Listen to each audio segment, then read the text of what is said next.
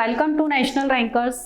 मैं हूं आभा गुप्ता सेरीवाल और हम पढ़ रहे हैं क्लास 12th का अकाउंट, जिसमें चैप्टर 14 कैश फ्लो स्टेटमेंट रोकड़ प्रवाह विवरण से संबंधित थ्योरी पढ़ रहे हैं। इसके प्रकार इसके पहले मैंने आपको बताया कि कैश फ्लो स्टेटमेंट में हमको 3 एक्टिविटीज़ को पढ़ना है, cash flow from operating activity और cash flow from investing activity, और थर्ड नंबर पे cash flow from financing activity.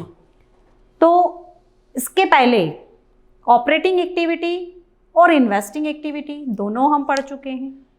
Operating activities जो बिजनेस की ऑपरेशन से रिलेटेड होती है, बिजनेस को चलाने से संबंधित होती है, और इन्वेस्टिंग एक्टिविटी जो फिक्स्ड असेट से रिलेटेड रहती है। अब हम पढ़ेंगे फाइनेंसिंग एक्टिविटी। फाइनेंसिंग एक्टिविटी ऐसी एक्टिविटी जो उपक्रम की पूंजी और ऋण प्रदान करने वाले रोकड़ प्रवाह से संबंधित होती हैं, जिसमें संस्था की पूंजी और ऋण उसके ऊपर इनफ्लो या आउटफ्लो होता है। वित्तीय क्रियाओं से रोकड़ प्रवाह उपक्रम की स्वामित्व पूंजी और ऋण की संरचना तथा आकार में परिवर्तन का परिणाम है। इसके लिए देखिए उदाहरण कि हम इसमें किन को शामिल कर सकते हैं cash flow from financing activities में। नंबर 1, अंशों एवं इसी प्रकार की अन्य प्रतिभूति के निर्गमन से प्राप्त नगद राशि। अगर कंपनी ने, संस्था ने किसी तरह का कोई अंशों का निर्गमन किया है तो उन अंशों के निर्गमन से प्राप्त राशि इसके अंतर्गत आएगी।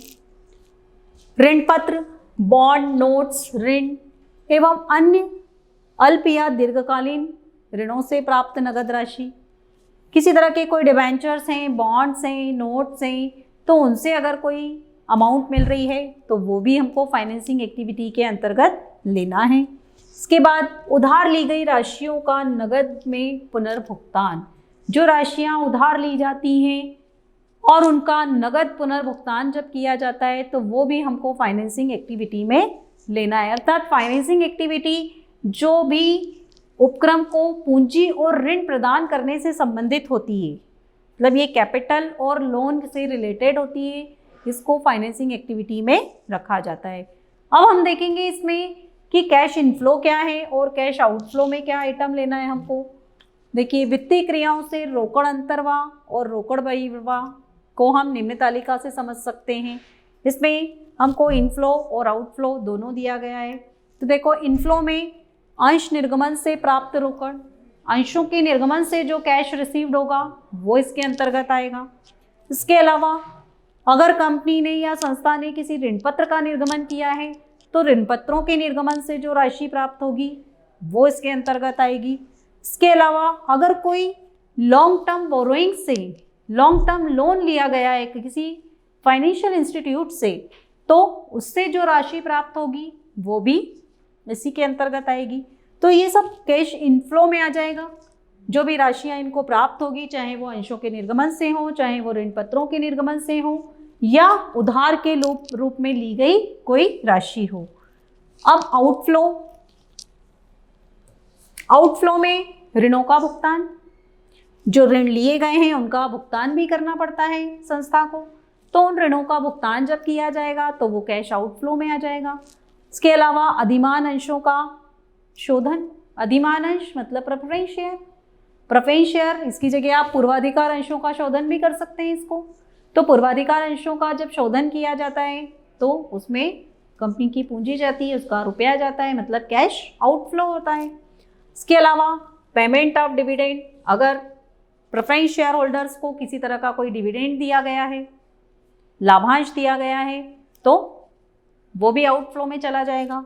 इसके अलावा ब्याज का भुगतान, अगर ऋणों पर जो दीर्घ अवधि के ऋण हैं या ऋण पत्र हैं उनके ऊपर ब्याज का भुगतान किया जाता है तो वो इसमें आ जाएगा। इसके अलावा वित्त पट्टा दायित्वों का पुनर्भुगतान, जो भी पेटेंट्स लिए गए थे, लीज पर जो असेट्स ली गई थी, उनके लिए अगर किसी तरह का कोई भुगतान किया जाता है तो वो कैश आउटफ्लो में चला जाएगा। तो ये है हमारी फाइनेंसिंग एक्टिविटीज़ का कैश इनफ्लो और cash outflow.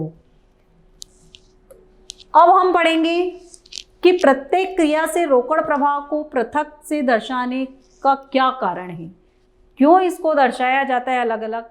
Cash flow statement जब बनाया जाता है तो हम उसमें लिखते हैं cash flow from in operating activities, फिर उसमें सेकंड नंबर डाल के लिख देते हैं cash flow from investing activities, और फिर फाइनेंसिंग एक्टिविटी। तो ये क्या कारण है कि हम इन सबको अलग अलग दर्शाएं। तो इसमें देखो परिचालन क्रियाओं, इनसे उत्पन्न रोकड़ प्रवाह इस बात का सूचक होता है कि उपक्रम ने किस सीमा तक व्यवसाय की संचालन क्षमता को बनाए रखने के लिए, लाभांश चुकाने के लिए, ऋणों का भुगतान करने के लिए तथा बिना बाहरी साधनों से वित्त प्राप्त किए विनियोग के लिए पर्याप्त मात्रा में रोकड़ उत्पन्न की है। अर्थात व्यापार ने जो रोकड़ उत्पन्न की है, उसके पास जो कैश अवेलेबल है वो उसने अपने स्वयं के प्रयासों से किया है, कहीं बाहर से, कहीं तीसरी पार्टी से उसने उसके लिए कोई अमाउंट नहीं लिया है।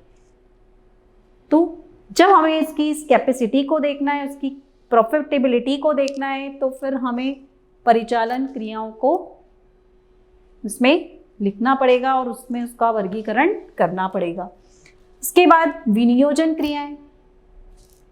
अब इनसे उत्पन्न होने वाले रोकड़ प्रवाह का प्रकटीकरण अलग रूप से करना जरूरी होता है। क्यों?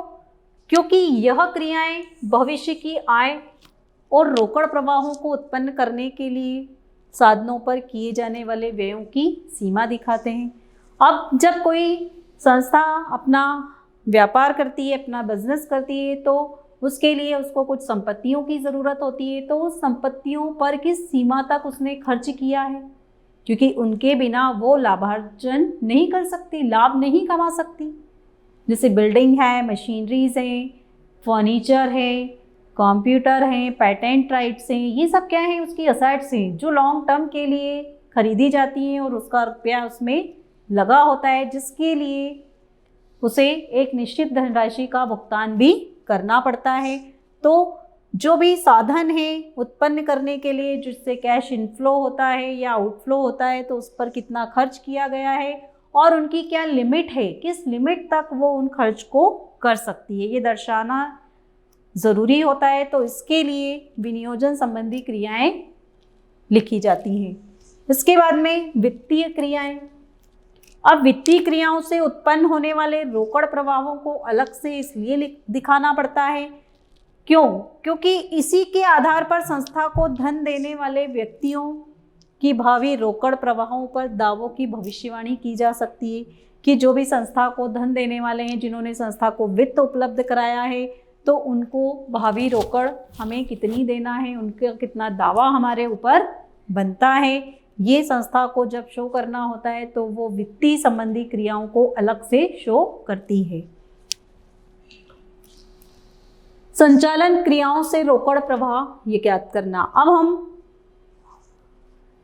ये पढ़ेंगे कि जो 3 एक्टिविटीज़ हैं अलग अलग, उन अलग अलग एक्टिविटीज़ को किस तरीके से बनाया जाता है, उनमें जो कैश फ्लो स्टेटमेंट है वो हमें किस तरह से बनाना है और उनमें किन किन आइटम्स को लिखना है, कौन सी मेथड्स हैं उनके लिए, जो हमें अकाउंटिंग स्टैंडर्ड AS3 में बताई गई है। अब देखिए, लेखांकन प्रमाण 3 संशोधित AS3 रिवाइज्ड के अनुसार संचालन क्रियाओं से प्राप्त शुद्ध रोकड़ प्रवाहों की गणना की 2 विधि हैं। सबसे पहली विधि है डायरेक्ट मेथड, मतलब प्रत्यक्ष विधि, और नंबर 2 है अप्रत्यक्ष विधि और इनडायरेक्ट मेथड। सबसे पहले हम पढ़ेंगे डायरेक्ट मेथड। इस विधि में परिचालन क्रियाओं से प्राप्त रोकड़, जैसे नगद बिक्री और देनदारों से प्राप्त रोकड़, और संचालन क्रियाओं पर होने वाले रोकड़ भुगतान, जिसे प्राप्ति तो क्या होगी, नगद माल बेचने से जो कैश आया वो, और देनदारों से प्राप्त रोकड़, और भुगतान में आ जाएगा जैसे कि नगद माल का क्रय, अगर नगद माल खरीदा गया है, लेनदारों को भुगतान किया गया है, किसी तरह की मजदूरी वेतन का भुगतान किया गया है, तो इनको इसमें दर्शाया जाता है। इसमें हम क्या करते हैं कि जो नगद प्राप्तियां हैं उनमें से नगद भुगतानों को माइनस कर देते हैं, और जो अंतर आता है, दोनों का जो डिफरेंस आता है, उसको परिचालन क्रियाओं से प्राप्त शुद्ध रोकड़ प्रवाह कहते हैं। मतलब जो भी प्राप्तियां हैं उनमें से नगद भुगतानों को माइनस करने के बाद जो अमाउंट बचती है वो cash flow from operating activities कहलाता है। अब इसके बारे में आगे जो भी हम फॉर्मेट बनाएंगे और जो भी इसकी सेकंड मेथड है वो हम अपने अगले वीडियोज़ में आपको बताएंगे। Thank you.